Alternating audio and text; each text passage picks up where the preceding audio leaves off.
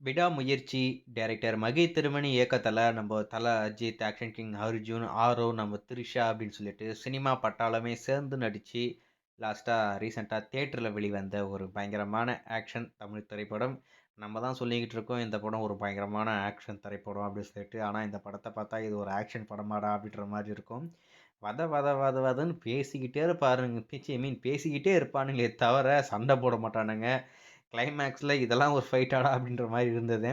சரி ஏதோ ஒன்று இந்த திரைப்படம் பிரேக் டவுன் அப்படின்ற ஆங்கில படத்துடைய அஃபிஷியல் தமிழ் ரீமேக். அஃபிஷியல் அப்படின்ற மாதிரி சொல்ல முடியாது. அன்அஃபிஷியலாக எடுத்தாங்க. அதுக்கடுத்து ஏகப்பட்ட பஞ்சாயத்து. அதுக்கப்புறமா ஒரு பெரிய விலை கொடுத்து அந்த ரைட்ஸை வாங்கினாங்க.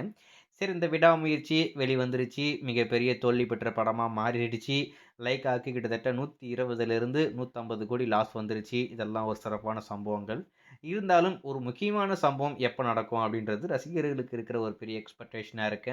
இந்த படத்துடைய ஓடிடி ரைட்ஸ் நம்ம நெட்ஃப்ளிக்ஸில் கூடிய விரைவில், அதாவது தியேட்டரில் வந்துட்டு 4 வாரம் கழிச்சு ஸ்ட்ரீம் பண்ணுற மாதிரி வாங்கியிருக்காங்க. நெட்ஃப்ளிக்ஸில் வரும்போது வரட்டும். இருந்தாலும் ஒரு சம்பவம் அது எப்போ அப்படின்றது எல்லாருக்கும் ஒரு மிகப்பெரிய எதிர்பார்ப்பாக இருக்கு. விடாமுயற்சிக்கு விடுதலை கிடைக்க போது it's will be coming very very soon. Today or tomorrow will be happen you can see. அதாவது விடாமுயற்சி உங்களை தேடி வருகிறார். தல அஜித்தை நீங்கள் கூடிய சீக்கிரம் காணப்போகிறீர்கள் என்பதை நான் தெரிவித்துக் கொள்கிறேன். புரிந்தவர்களுக்கு புரிந்திருக்கும். புரியாதவர்கள் புரிந்தவங்கிட்ட கேட்டு தெரிஞ்சுக்குங்க. மற்றபடி ஒன்றும் சொல்ல முடியாது. சம்பவம் அப்படின்றது today or tomorrow will be happen biggest சம்பவம் ஆஃப் தி இயர். அதாவது பிக்கெஸ்ட் மூவி திஸ் இயர் வெளிவந்ததுலேயே பெரிய படம்னா தமிழ் படம். அது இதை விடாமுயற்சி மட்டும்தான் ஃபஸ்ட்டு திரைப்படம்.